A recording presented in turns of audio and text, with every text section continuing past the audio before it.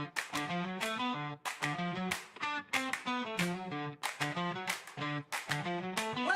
to the Global Audio Show.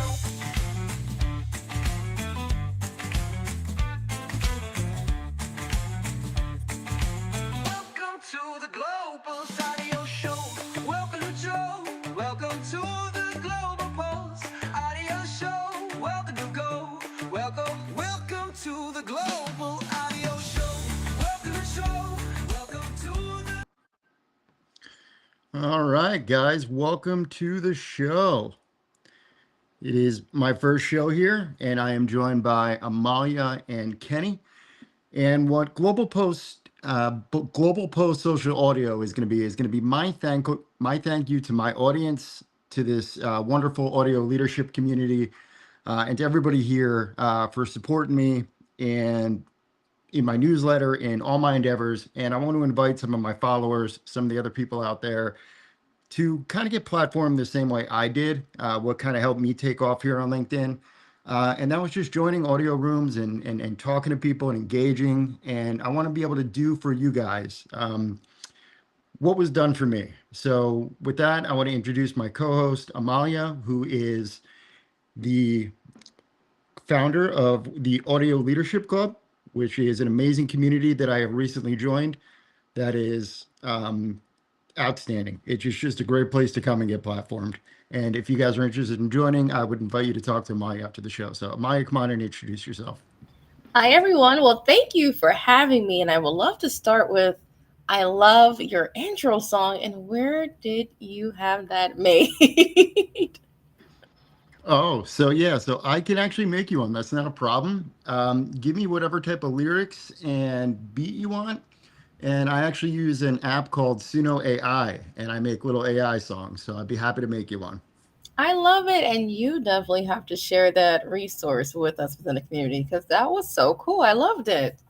Yeah, I kind of came up with that on the fly about 5 minutes before the show. And I was like, you know what? Keith's got some really fun, interesting music. I need something to introduce myself with. So I just kind of made it on the fly. Nice. Well, hi, everyone. My name is Amalia Gardner. I am, well, I should say, I'm known as the audio events queen, but I'm a audio trainer as well as a LinkedIn business coach and the founder of the Audio Leadership Club. And one thing I can say, Chris, if you want to, you can actually post the link. I'll do something special. So we usually have a waiting list, but for anyone tuning in right now supporting Chris, if you want to post your link to the community, you can put it in a chat and you guys can join today, actually, if you want to. Oh, I finally see Kenneth. I see his photo now. Oh, there you go, Kenny. And let me introduce my other co-host and one of my really good friends here on LinkedIn. His name is Kenneth.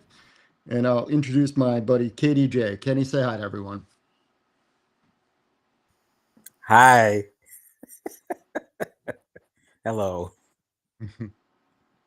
What's going on, buddy? Just getting ready to enjoy the weekend. All right. Well, here on Global Pulse, since my newsletter is about trends, what we're going to do is we're going to break down 5 trends every week for about an hour. And we're going to do it in kind of a feel-good, relaxed, fun way where we're going to start off with what happened on Sunday, and we're going to go through the week. It's no holds barred. We're going to kind of make this sort of like a Bill Maher-style show where you can really just answer questions, say exactly what you're feeling, exactly what's on your mind. Try to keep it, obviously professional, but we're gonna have some fun here, and we're gonna enjoy it. So with that, we're gonna start off talking about what happened on Sunday, and we're also gonna try to relate it to business. So I kind of want to talk about what is it, Super Bowl 59. So one of the things I want to talk about. Geez, Keith is right. This is a little difficult to try to run all the graphics and everything at the same time you're doing the show. So, one of the things we want to do is tie this back to branding in business and media and advertising. So, obviously, the Super Bowl is tons of money. Billions of dollars are spent on advertising. Billions of dollars are spent on merchandise and everything else. So, Amalia, what's your take on branding, what they do with celebrities, the importance of the Super Bowl, how commercialized it is, and favorite commercials? Just what do you think when you think about the Super Bowl in terms of business?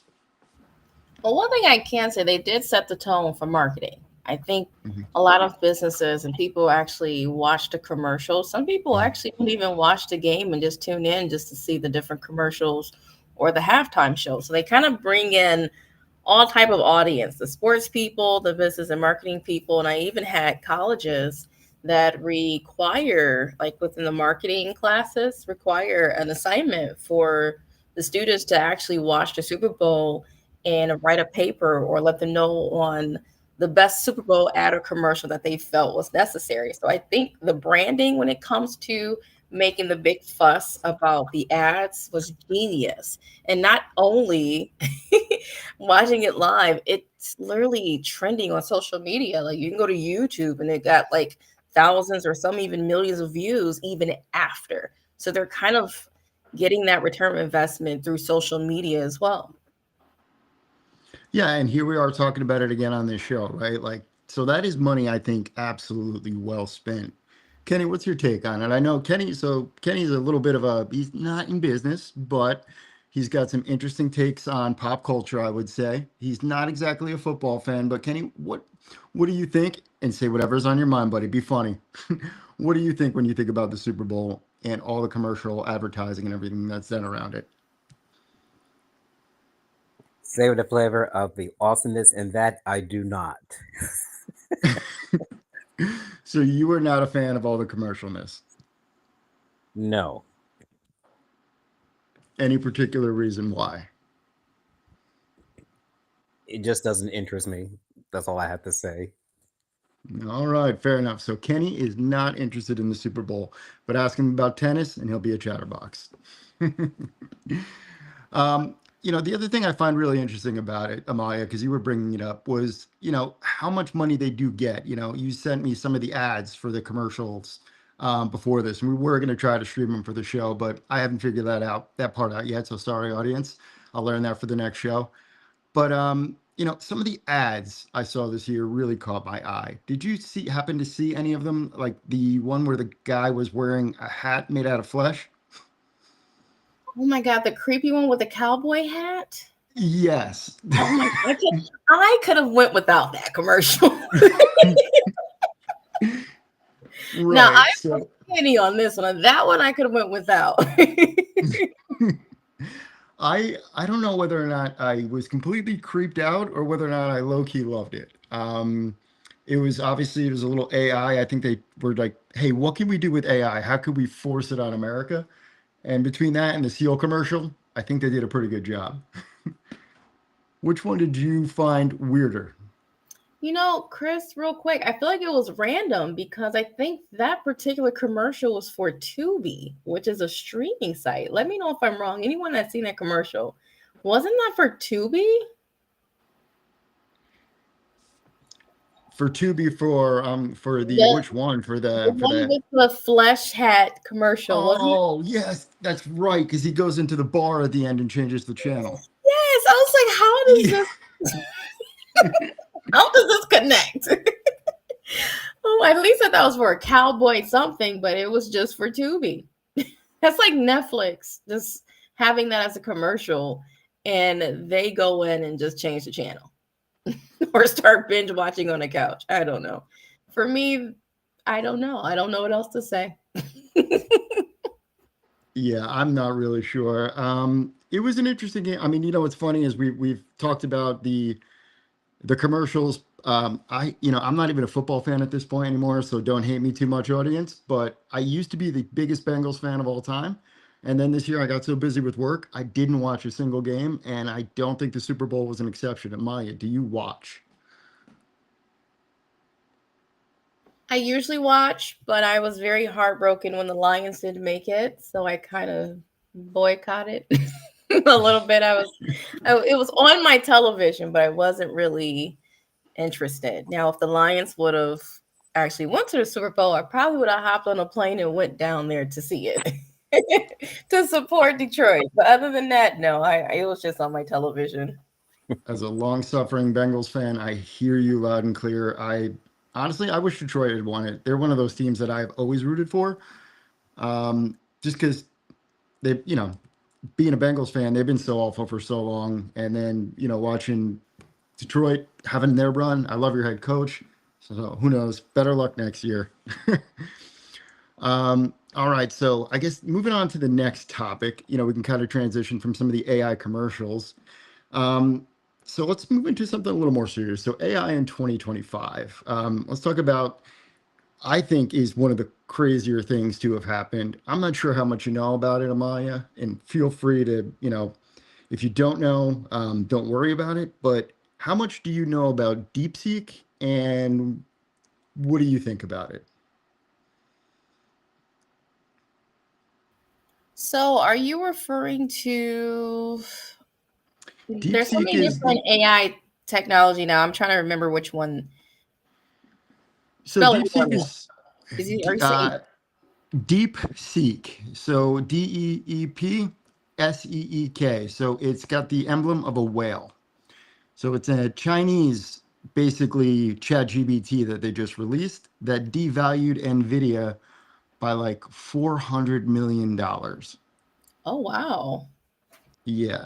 So essentially, it's sort of like a little bit of economic warfare. And then because it's sort of like TikTok, there's some software built into it there's some possible, it's going after people's data, people are saying. So I'd just be curious as to if you had any thoughts on if you downloaded it, would consider using it, if you knew it might be a data breach. Absolutely not. And the fact that you started with it, and go after that, it's like, oh, absolutely not. And I'm glad you mentioned that too, because when Kendra held her masterclass, she mentioned that, just since we're on the AI topic, how we was playing with those AI business headshots because they were fun and funny. Well, she was saying that some of those platforms, like, because I didn't go through and read all of the terms and conditions, I'll be honest, but they actually now own our AI photos and the photos that we put in there. So that it was really creepy. Now I'm going to actually start reading the terms and conditions when I start using AI products. Yeah, that's one of the things that I think a lot of people don't know is how much of the data is susceptible, how important data is, and what's done with your data. So one of the ways to really think about it is essentially picture, I don't know, the way I do it in my head is I picture a little, you ever see those animations of like all those little lines going between the dots that they use to animate AI? Picture like a little digital clone of yourself walking around on the internet, and every big tech company in the world owns one of those of you based off of everything you've done on your shopping habits, your cell phone, and everything else. They know you better than you know you. And that's one of the biggest, scariest things that a lot of people don't understand with AI. A lot of people are more worried about, oh, is it Terminator? Now, you should be a little bit more worried about what does it know about you? So what do you think about that? I'm curious to see, did you touch on that in the masterclass? You know what? I think she vaguely touched on it, but if you like, we got a lot of comments on your particular live stream. Did you want to highlight any of them, or you want me to read them for you to make life easier? Oh, you are the best because I forget to highlight the comments. I did this last time. I got your back. I'm still learning, everybody, but thank you. No problem. And I know there's one that Lisa, she had mentioned like a lot of the ads were creepy or weird and had nothing to do with products. They could have spent their $8 million better. And I just want to say, I agree, Lisa. Especially with the Pringle commercial ripping off mustaches. That could have been a few ad dollars spent elsewhere. But I don't have a mustache, so I don't understand. Yeah, some of those commercials, I don't know. I really enjoyed the Doritos one, just to go back to that for a minute. I'm a huge Doritos fan myself, so when I saw the alien abduction attempt at the Doritos bag. That was the first chuckle I'd had at a Super Bowl ad in a while, so I appreciated that one. I mean, but still, $8 million for, to Lisa's point, for to show us a fleshy cowboy hat's a little weird. I like how they had the animation of him flipping around the room. The Yeah. alien was trying to steal the bag from him. So no, I agree. Yeah, that was a fun one. I enjoyed that a lot. And then we had another comment in the very beginning, and I hope I'm saying the name right. Is it you might say it better than I can. Is it Jatindra? Oh god, I jacked that up. I'm gonna let you try it, Chris. I can only see I can't see his. I know Jitendra, but he's always. How you doing, Jitendra? Good to see you in the audience. That is how do you pronounce it? Because I want to make sure I get his name right. I'm very big on making sure I get people's names right. How do you pronounce it? I'm gonna guess. We've never actually met in person. I'm gonna say okay. Jitendra. He's in India, so we met a long time ago, me and him, in a group when I first started creating on LinkedIn. So we have been longtime followers of each other. He does, I think his marketing is called the Cosmos, something Cosmos. Forgive me for forgetting it off the top of my head, but he does great work. So I'll give a shout out to my follower in the audience. Good to see you here, buddy. Oh, perfect. Well, I can read his comment if you're not able to see it. So he Yeah, said he loved the bold approach, Chris. The platform for real talk is exactly what we need in today's world. So that was a shout out for you. Oh, I appreciate that, man. Thank you. We're going to definitely get into, as we start to build up some guests, I want to definitely delve into some more interesting and some serious topics. So that being said, let me go back to the notes, take a look at the agenda. So AI and whatever, we're on to that. Oh, so this is another one I find really interesting that I wanted to talk to you about. Generational difference in work, leadership, and technology difference. The baby boomers, Gen X, and Gen Z. Amalia, what's your take? Elaborate for me. And you know what? I feel like I've been talking a lot. I can hand it over to Kenny if you want to go first. I don't want to take over the stage. I'm going to post the link in the chat. So if people want to join us live, they can. Let us know if the link doesn't work. I'm going to share the original link. Sure. Kenny, are you with us? Kenny's usually an observer. He just kind of comes for support. Oh, okay. And you don't have to turn your camera on if you don't want to, Kenny, if you want to just talk.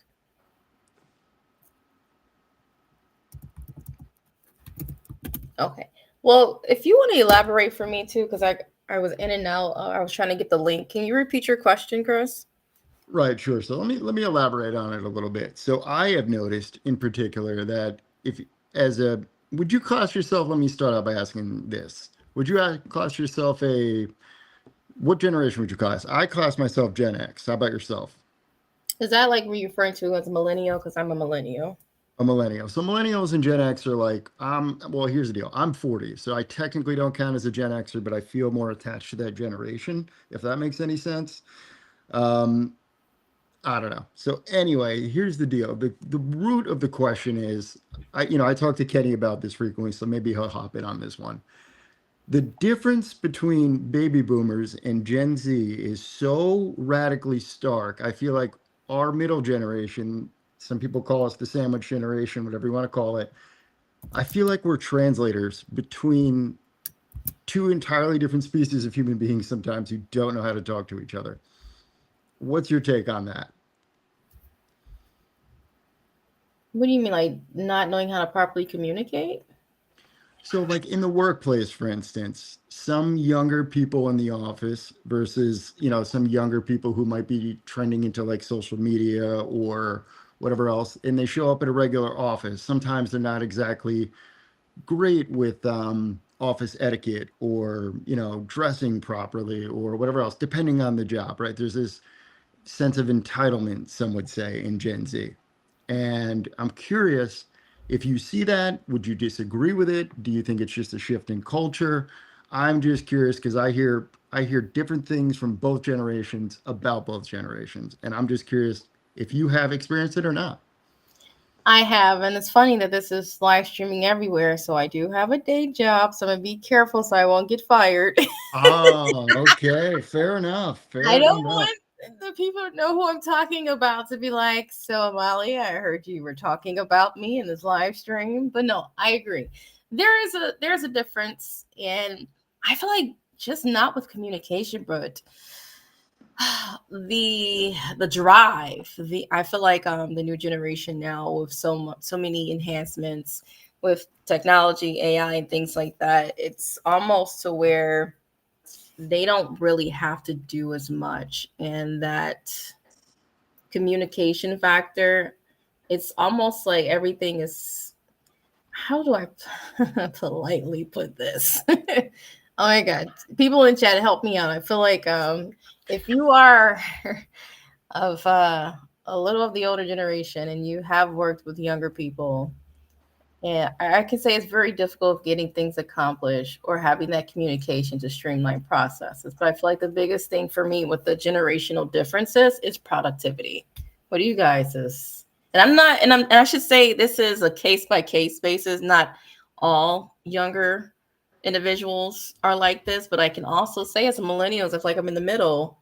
The older, and I hate to say it, Chris, you can come for me if you want.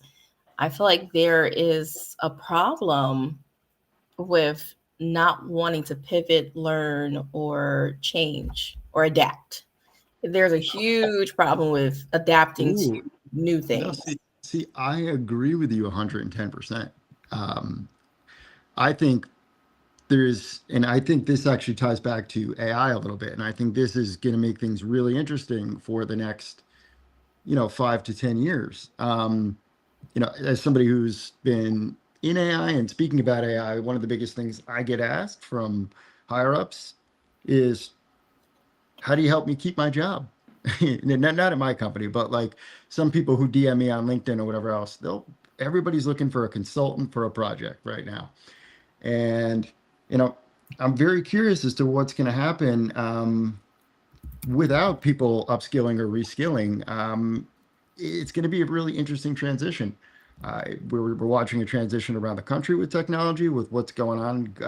Agree with it or disagree with it, but the Department of Government Efficiency, everything is, changing, going digital, all data. So it's going to be a real odd, I don't know, how would I put it? In terms of generational, what's different, I don't know. I think I would encourage older people to adapt, the older generation to adapt as soon as possible, or you're going to be having to listen to the younger generation as your bosses. You know what? And Since this, well, my apologies, they're delayed. I didn't mean to cut you off, Chris. But I had a no, question for you. Since this is LinkedIn, and a lot of it is learning, I actually would like to know your opinion because I've actually experienced this. And for those that don't know me outside of what you see on LinkedIn, so I am operations manager for a few offices in Michigan, and I also help with marketing, onboarding, and a lot of admin training. So I kind of deal with all ages, all skill sets. And my question to you, for those that are a little older, who don't mind adapting but find the learning curve very difficult, what advice would you give them, or just some strategies to really stay relevant and do not have to be fearful of losing their job to younger talent due to so many technology advances? my advice is simple. First of all, never call me old again. No, I'm kidding. Well, um, the thing, I'm 5 years younger, so no, I'm kidding. No, no. My serious advice is it's really not as hard as you think it is. Explore it, play around with it. My honest opinion is, for anybody who's really looking like I'm so scared of it. ChatGPT is a free app on your iPhone. Almost everybody has an iPhone. Download it, figure out where the advanced voice feature is, turn on the advanced voice feature, say hello to it, and ask it how it works. And then if it's going to say how it works, or if you want to find out about general AI, you can have a conversation with your phone to learn a lot. And then once you figure out the basics of typing and whatever, and you figure out the basics of prompts. First of all, also be very aware that it is designed to be a mirror of everything you put in. It will make stuff up. If you ask it, it's whatever input you put in, it's going to give you output out. So it doesn't mean it's necessarily truthful. Understand it's a template builder. Most of the generative AI stuff, like the chat GBTs, and just play with it and learn. It's not as hard as you think. And if you're listening on LinkedIn, go to your LinkedIn learning courses. There's some excellent ones for AI on here. Absolutely awesome ones. I took an MIT online course for AI, and I can tell you that the LinkedIn courses for AI rival it. They're pretty close. They're good. So that would be my advice. That was great advice. And I just want to clear it up before I get attacked by a few of my LinkedIn followers. I said older, not old. Just kidding. I know. I had to take a shot at myself. No, I'm just messing with you. But no, I think that's great advice. And I think a lot of people don't even realize that you can just talk to the system and it can educate you on how to use it or how to do certain things. You don't have to be proficient in it just to use it. So that was great advice, Chris. Yeah, it's I would definitely welcome anybody to try it. It's so much more intuitive than you would think. Basically, here's another way to think about it. It's take programming and turn it into human language. And that's essentially what it is. I mean, it's funny. I mean, I'll even, I'm not sure if the audience can hear it, but I'll just say, I'll pop on right now. Hey, Chip, what's going on? Hey there, I'm doing well. Thanks for asking. How about you? That's it. That's AI. That's the quickest way to get introduced. It seemed like we found our new backstage co-host right now. We can just ask him some of the questions and see his response. Yeah, I know. It's actually funny. I've seen people do that before. It's an interesting way to add to the conversation. It's funny. Um, all right. So we do have a comment from David, and he gave a shout out to Kenny. He said, "You rock, Kenny." Thank you. And then I see Peter is with us. I'm trying to. Peter said, "Hi, everyone." So I'm just helping you out, Chris. I know. Trust me, as someone who hosts these events, I understand it is a lot trying to navigate. Yeah, there's a lot of tabs to go through, trying to figure out where the notes are, the music are, the pictures. It's a lot of fun. Um, all right, so we just did generational. So here, all right, this is a perfect segue. This is one that we could definitely both talk on because we're both on this journey ourselves. And something that our audience definitely could use some help on. Or maybe not. Maybe we got some real rock stars. Actually, no, I'm looking at some of the names. Some of you guys don't need any help at all. But some of you who might be curious, like, oh, hey, like, for instance, like nobody really knew who I was on LinkedIn probably like 10, 12 months ago, something like that. So where did I come from? So what we're going to talk about here is the future of social media and personal branding. We talk about maybe some of LinkedIn's algorithm updates for 2025, the importance of social branding and social media strategy in 2025. And, I would say, saying just 2025, I think at this point is irrelevant. It's got to be just, I mean, Amaya, wouldn't you agree? You just have to brand yourself going forward with the I new agree. economy. Yeah, I agree. yeah. So since you're in agreement, like, what do you think? Like, just tell me why. Like, what's the most important reason to brand yourself today? Well, visibility. I always say when it comes to your business, think of it as speed dating almost, right? And those first impressions matter, and you only got so much time before someone swipe next. I just not speed dating, one of those dating apps now. Clearly, I'm not on any dating apps, but because I don't know the swiping. But no, it is a real thing to where we have it to where there's so much information now. There's so many experts, so many influencers, so many thought leaders that are out there. It is so important to leverage your branding so people can remember you. If they go to your LinkedIn profile and you have a blank banner and you have a little gray circle for your profile picture and your just your profile is pretty blank, you probably won't land that particular client. You probably won't be remembered versus the person that has a banner that lets you know exactly who they are, what they do, a call to action. It's within their brand colors or related to something that they're passionate about.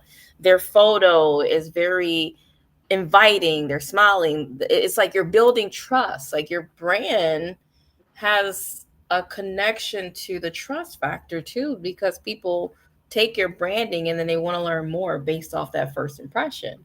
So if you don't leverage these things, you're actually hurting yourself. I would love to know your thoughts on that, Christopher or Chris. Yeah, it was one of those things that for me personally, I was something I was always, when I was hesitant to do it for a variety of reasons. I was that, I guess I'm an influencer who was always like, being an influencer is absurd. And I was one of those things I poo-pooed for a while. Like, why would anybody want followers? You're going to get, beat up. You're going to get haters. All this stuff's going to happen. You know, and then, I thought about it, and as I took this AI course last year and I started paying attention to, how easy it seems some people were having it in life and what they were doing, and just, oh, like you think of somebody and you just think, oh, that's the marketing girl, or that's the, oh, that's the finance guy. That guy, he knows more about finance than anybody else. Doesn't necessarily mean that it's true, but it's just who you associate with. And so I was like, wait, I got to be known as the med tech guy. So I just figured it out. I'm like, you know what? I'm going to start branding myself. And it was so counterintuitive to who I am as a person in every way, shape, or form. Did I ever think I would be doing something like this, sitting on a podcast? No, not at all. But I was really nervous when I started. I just kept messing up over and over and over again and having fun and learning and seeing what posts worked, and playing with new tools and connecting with new people and asking advice. And then it just became like the gamification of how to get better at what I do. So I made my work fun. And that was the coolest part about it. Like, the coolest part about branding yourself is it makes your job fun again. And I think that's another thing that people would be, missing out on. And, somebody out there could be like, oh, well, my job's not that exciting. It might not be exciting to you. It might not be like, you might not think it's exciting, but you'd be surprised. Like, there's hundreds of thousands of other yous out there doing the same job looking for a hero. So be the hero. You know what I mean? So, like, go be the king of it or the queen of it. That's my take on it. I love that you said that. And I want to kind of make it clear too, for those that are not trying to be influencers, because there's a difference. Still have some form of branding. You need visibility. And that's the thing. I don't really consider myself as an influencer, but I do, as you guys see, I love branding. I love my colors. I love when you see me, like if you see something posted, you can kind of tell it's me. It's the black and yellow. You'll see the jerseys. That's Monday Night Coaching. I have it to where I want to be easily identified when you see anything that's dealing with me.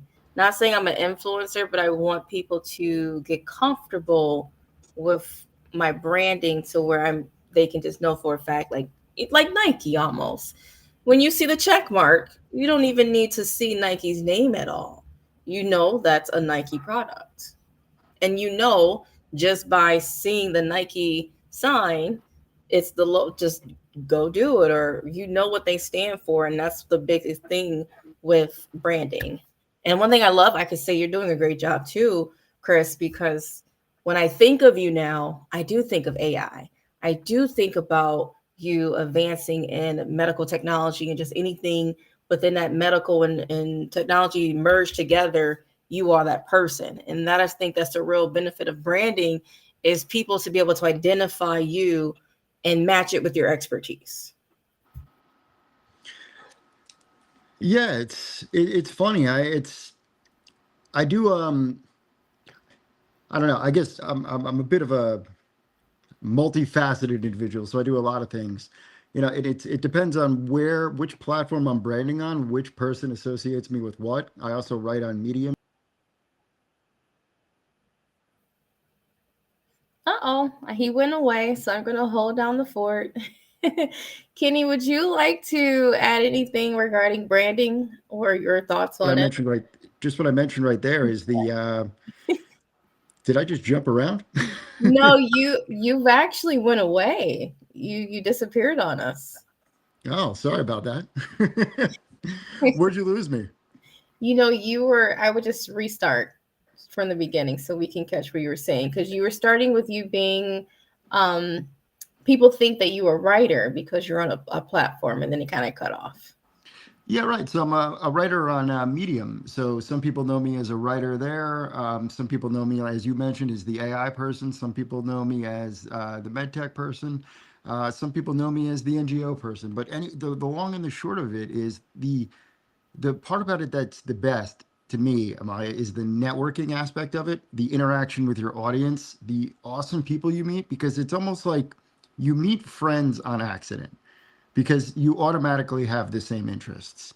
Um, and then all of a sudden you're having conversations with people who are like-minded, share your same core values, and not going to say that you don't get occasionally some people who track you down because they have the complete opposite core values and they want to ruin your day. That'll happen too. But more often than not, you're meeting nothing. Nobody's really stalking you out for that. Most people are just connecting with your content because they enjoy reading about it or watching it or listening to you, whatever, however they're consuming it. And you build a real relationship and you meet some really amazing people that just help bring you forward in life, which is, I think, the biggest benefit of it. I love it. And before you came back, I was handing things over to see if Kenny had anything he wanted to add to the conversation. And if not, that's fine. I just want to give everybody a chance on stage. But I Yeah. would like to say, if it's okay, Chris, and you can tell me because I don't want to take over. I'm so used to hosting. You can tell me, Amalia. Oh, we have someone new on stage. So real quick, my thought process. I'm going to say that live events has helped my branding in so many different ways that I can say the biggest thing that I can advise anyone is to, if they are trying to find a way to really stand out and leverage your LinkedIn and really let people know your expertise or really build that confidence.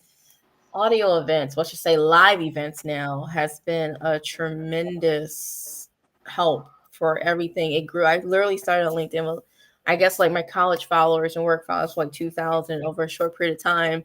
Like I'm in the 8,000, and not just like the follower count. Like I actually feel like I know individuals just by having these live events and communicating. And Chris is a prime example. Yeah, it's amazing. I think we only met like a month ago at this point, and we're talking like 2, 3 times a week at this point, and meetings and on the side and DMs and whatnot.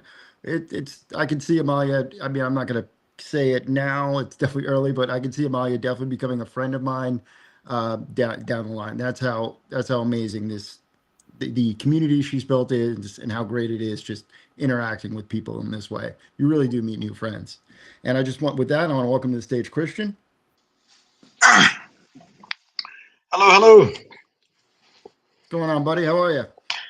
Amazing, amazing. Happy Valentine's Day. Hopefully, you guys start out your day with love, not just today, but every day. Thanks for having these types of spaces and really talking about some things that are near and dear to my heart. Definitely expertise and branding and experience. I've been in my industry for marketing, sales, and advertisement for over 20 years. The funny part about it is though I didn't have branding, so I was always the kind of go-to guy. IT. Um, I've done installation, tech support for VHS tapes. So that's how far back I go. But with my expertise, with my skill set, and everything else like that, I never branded myself. It wasn't. I hadn't dialed into that. I was always more of let the work speak for itself. And yeah, sure enough, and a lot of people found me. But as growth was happening and it started occurring for me and my business, I think that that's when I really started understanding, not only do I have to actually brand myself, but rebrand my company and and then get a little bit more out there about what I'm doing. So I was doing it great for clients. I've done it phenomenal results, but I've never really kind of gone back to and shine the spotlight back on myself. So this is something that I'm seeing as of this last year that I'm wanting to, and branding is not just a logo. And I know she mentioned great points that were mentioned that it's not just colors, but it's actually part of our story, identity. I do things ethically, so I don't like to pull on emotional things. These are things that align with me, that I want representing me. And but besides the logo or the branding, it's really the exceptional client experience, the exceptional just value that I want to bring, no matter if you're paying me from a nonprofit standpoint, from an entrepreneur standpoint, or a volunteer standpoint. So great stuff, good stuff. Thanks for the invite and the reminder, Kenny. Yeah, thanks for joining us on stage. And I also want to welcome to the stage Tracy. Tracy, the floor is Hello, yours. Chris. Hello, Amalia and Christian and Kenny. Kenny is the one who invited me. Say, come on stage, and that's why I'm here. And it's very interesting. I want to share with you, Chris, because I don't know why my Google browser just doesn't work with Restream at all. Every time I try to log in to stream to my account through Google browser, it does not recognize me. I have to do it through Microsoft Edge. I think someone told me I need to use Firefox, but I don't really like Firefox. So what browser do you use for your Restream? I just do it straight through Safari, actually, on an iPad M4 Pro, so it's really easy. So you're running it on your phone now? On an iPad. Oh, on your iPad. I tried on my phone one time. It was pretty nice, but don't know what happened to my computer. My Chrome browser has been very weird lately. Mhm. A lot of issues happening with Chrome, Tracy. As always, it was wonderful meeting you speaking during the week. As always, reach out to me. We'll help you out with that. But just to let you know, most likely they're not clear cookies. If that doesn't do clear data and everything else, uninstall and reinstall. But of course, reach out to me and I can help you out with step by step. Thank you so much, Christian. I already did uninstall and reinstall. It's still the same. I need to talk to you separately. Thank you so much. And happy Friday, happy Valentine's Day, happy Chocolate Day. Well, welcome to the stage, Tracy. What's your take on personal branding? Personal branding has been a big thing on LinkedIn, right? Everybody's here to try to build an authority, but honestly, it does take time. I think I really spent time on this platform lately for about 3-4 months, and it is honestly tiring. And now I know better. I do not check on messages, whenever it pops up, and I do it at a fixed schedule. It works better this way. It doesn't now matter when the traffic it is. I know this hour it's crazy, right? People get out work in our time zone, Easter and Pacific and Central Time is still quite busy at this time, and people like to jump onto social media, those platforms. But this time does not work for me because I have a kids getting off from school, right? My time is no longer mine. So when Kenny asked, I said, "Oh, Kenny invited me. I have to be here," and that's why I'm here to listen mostly because my kids are getting ready for their swimming practice. I will be on the road very soon.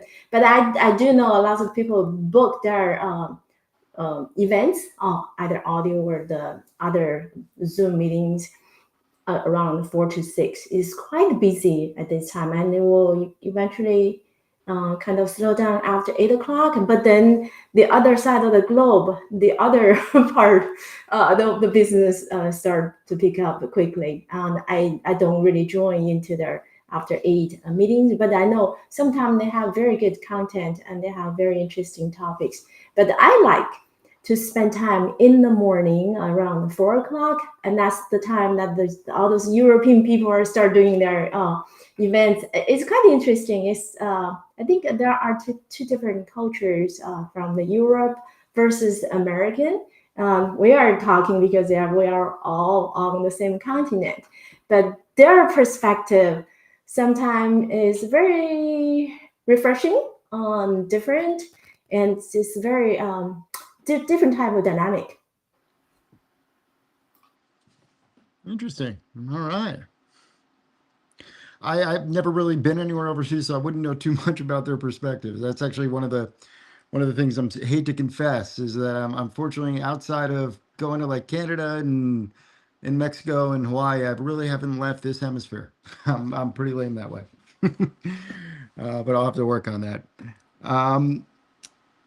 So I guess with that being said, let me see. I got one more topic that I wanted to bring up for the evening that I had scheduled that I wanted to talk to everybody about, and that is climate change. First of all, or whether or not you believe in it. I'm a big believer in it. I'm a man of science myself, and green technology. And what are your guys' takes on it? What do you think? What's your guys' take on it? First of all, do you believe in it?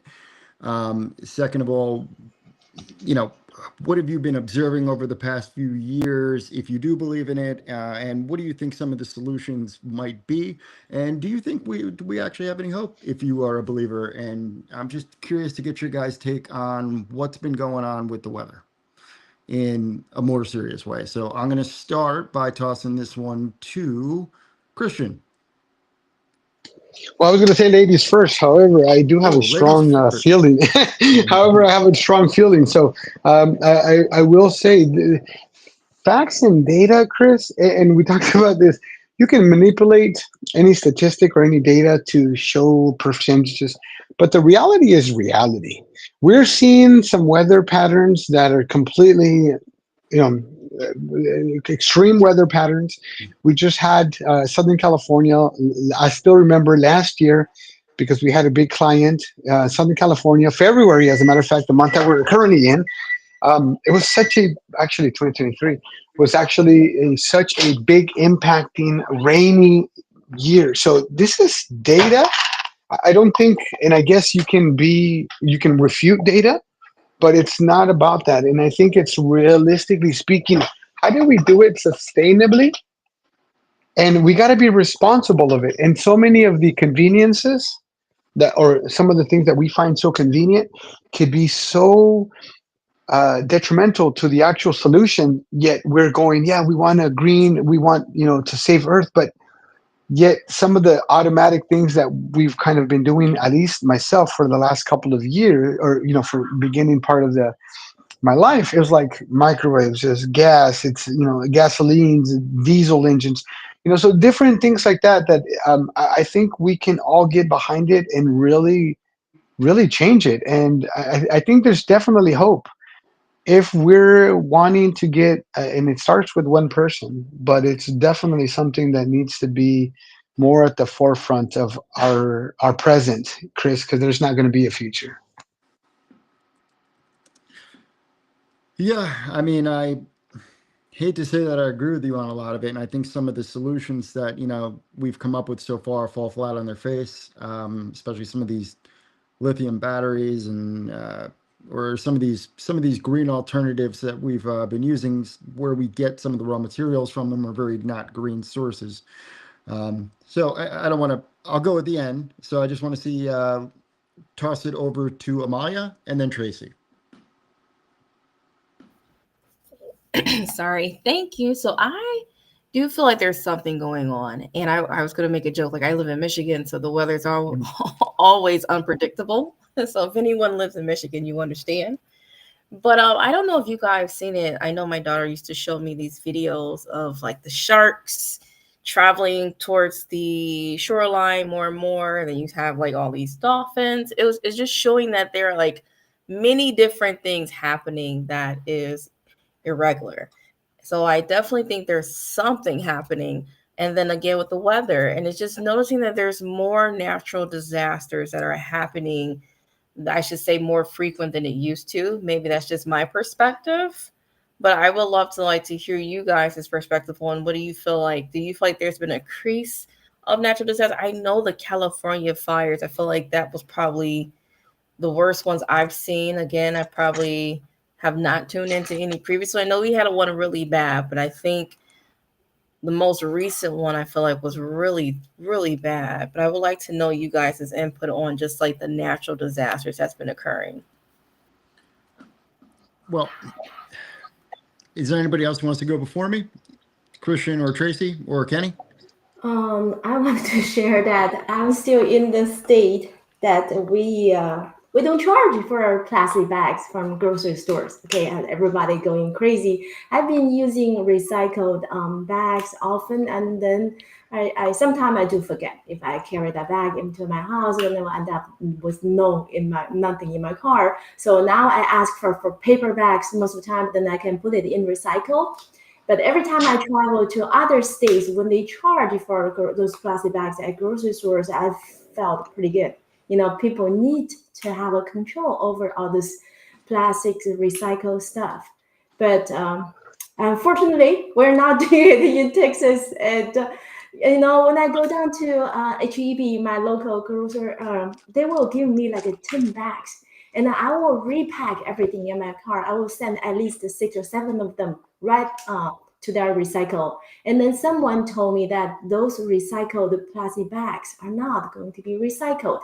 They will be buried. I have no idea. I think I need to find a reliable source to see what they really do with those bags. Those are facts.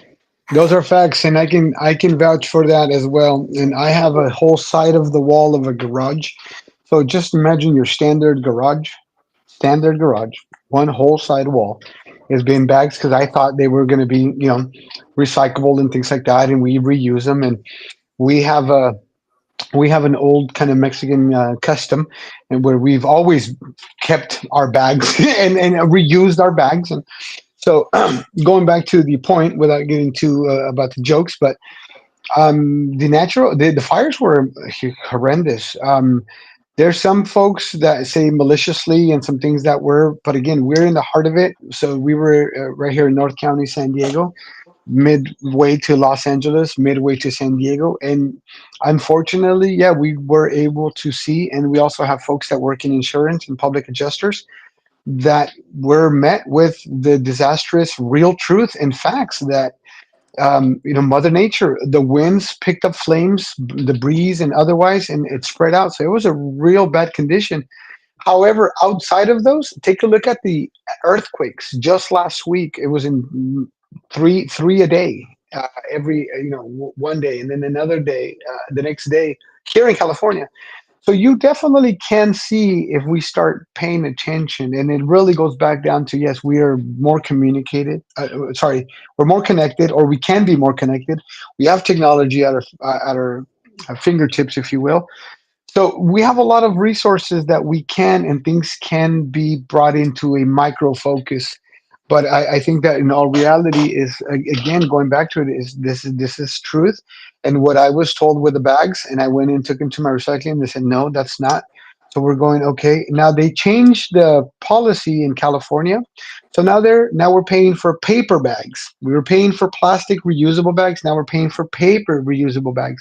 So at the end of the day, the truth is what you said, or what you agreed upon, Chris, is they're giving us some information. They're saying, okay, here's a solution: thicker reusable bags. You got to pay 10 cents, but then they really can't be used again unless you're reusing them. You can't recycle them, and the companies are still making money because that's just corporate greed. They're going to get a return on whatever because they're selling those, or again, part of their grocers policy is to provide those, but they're charging us, the customer.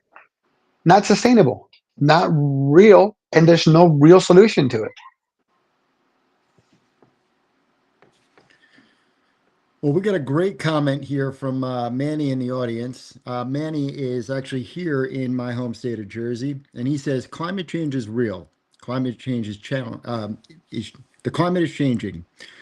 We are just entering the beginning of a new ice age cycle. Human impact on climate is minimal and probably not even measurable.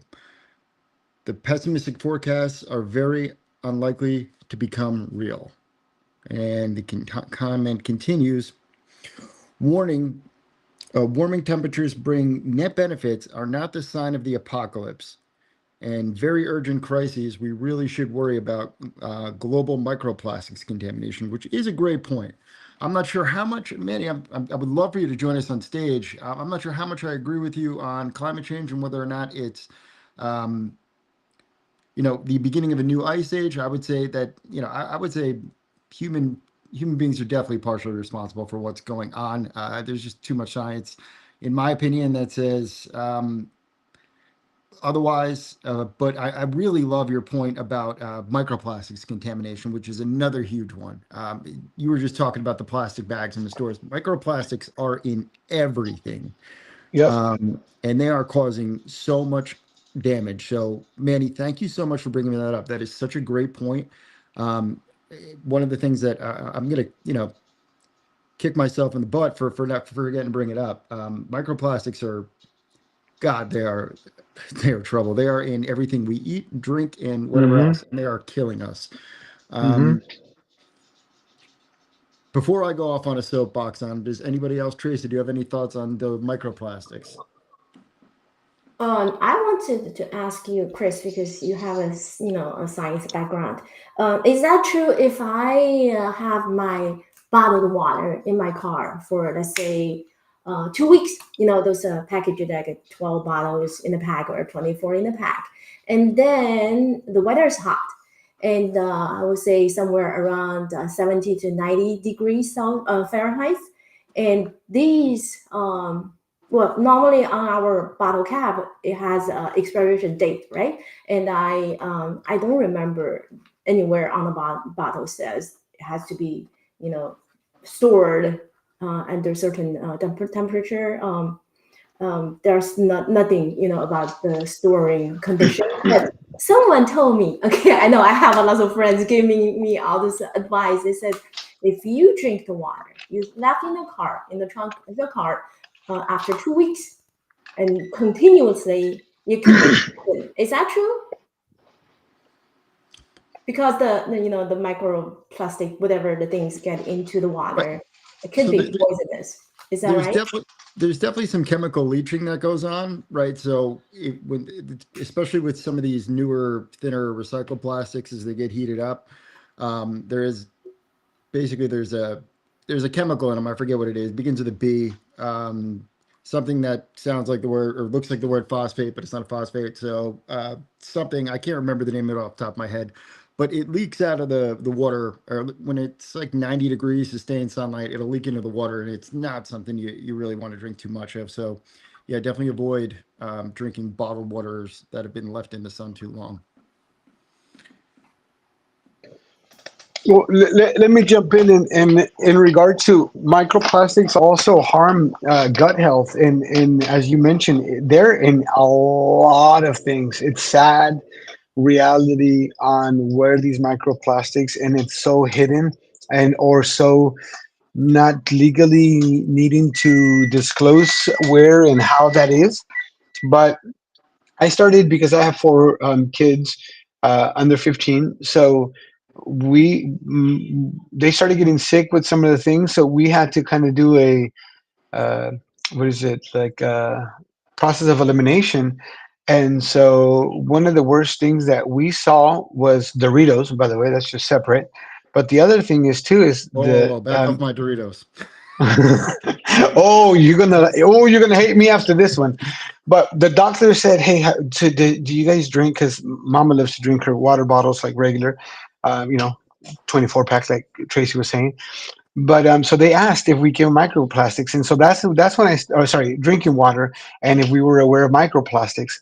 So going back to that, Chris, I think that microplastics is definitely a hidden danger and something that is just not being known, not being told, or whatever it is that you want to call it. But it is definitely a big harm, and it is definitely affecting our bodies and the way that we process, or our body processes foods and gut health, and different impacts of it, which are toxins that we're pretty much giving our body to live on.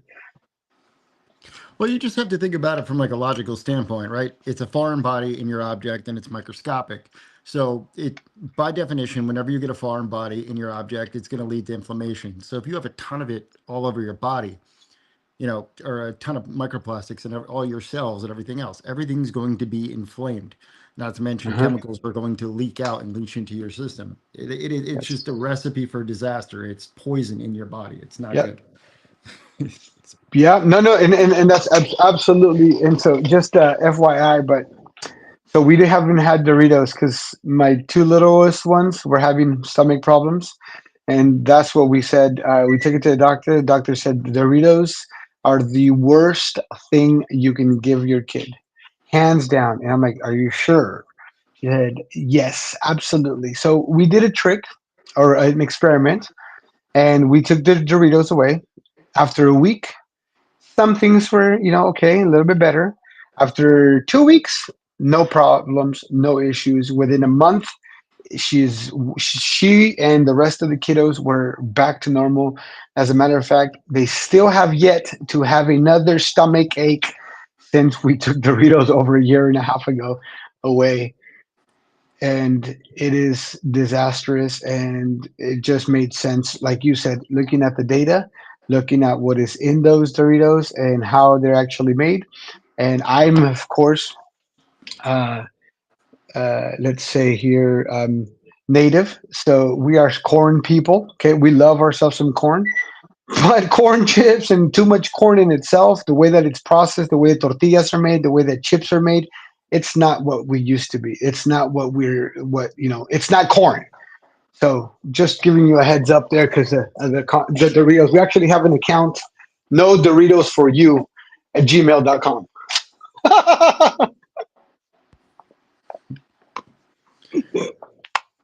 All right. Well, I'm going to turn it. You're ruining my day with the anti-Doritos talk, and I don't want to cry, and I'm probably going to have some with some chili later.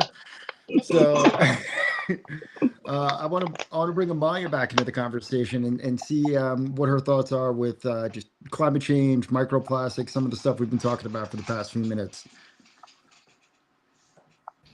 And I wanted to bring to attention, because what we're talking about, you'll probably see these warnings on a lot of things. When you purchase a new water bottle, you will see certain BPA warnings. I would say just keep an eye out for those things, because they probably won't show up in the terminology we're using today. But if you see BPA, you want to make sure you pay attention.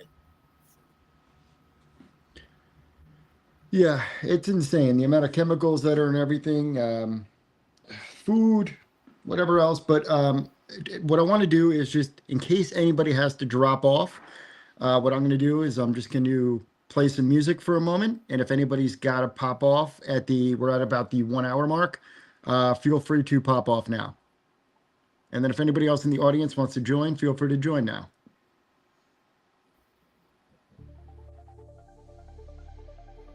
Thank you, Chris. I need to go, but thank you so much for having me. I don't really drink those bottled water. I only have them when we have a hurricane warning or stuff like that, because we can easily run out of water quickly here in Houston. I sometimes do refill the water bottle. If we have to go out for swimmings or anything, I don't want to bring my bottle and it's going to be end up losing somewhere in the meat. So I tried that one or twice, and then I realized, no, these plastic bottles are supposed to be recycled after one time use. They're not supposed to be reused. So I stopped doing that. I probably tried a few times just for the convenience of it. And they do taste kind of weird. I can't say they are plastic. They just taste kind of strange. Yeah, no, they taste super, super weird. It's whatever it is, you don't want to be messing with it. Especially with those like thinner recycled bottles. They are meant to biodegrade easier as well. So that's gonna mean that it's a less stable plastic. So it's one of those things. It's like, oh, good for the environment, bad for the body. So be careful with those as well. Honestly, your best bet is to just grab one of those, metal reusable things that everybody else uses. Keeps all the plastics out of the landfills, and then you're just using your same swell bottle or your what are the other popular brands, Stanley or whatever else out there. Just use one of those, carry around your water. It's so much easier. And if you got to grab one of those things with a life stick in it or whatever else, so it's filtered, feel free to do that as well. But Excellent. Thank you so much. And the filters need to be replaced every 6 months. So I have a little schedule there pop up on my phone to make sure I will be changing the filters before 6 months. Thank you, Chris. Bye for now. thank you. Have a good one, Tracy. All right. So with that, Christian, you got any last parting words, or otherwise we're probably just going to call it a show. So anybody else, if anybody else wants to join, now's your shot. If not, we're going to close things out unless Christian's got some last words. I just want to say thank you, and again appreciate the opportunity as well as you opening up these spaces. So keep trucking forward, my good man, as we need leaders to hold those flags, and we definitely savored the flavor, Mr. Kenneth. Thanks for rounding up, folks, and again, definitely got to get you on my PR team. Yeah, thank you so much to my good friend Kenny. Thank you so much to Amalia. Thank you so much for Tracy. Thank you so much, Christian. Thank you for everybody in the audience, everybody who attended. We're going to just keep getting better and better at this. I'm going to keep working to get better. I'm going to try to learn new tricks each and every week, and I'm going to improve the format. So let me know after the show. Drop it in the comments what you liked, what you didn't, what you'd like to hear. But with that, guys, thank you so much for coming to the first episode of Global Post Social Audio. Have a good one. Thanks for joining.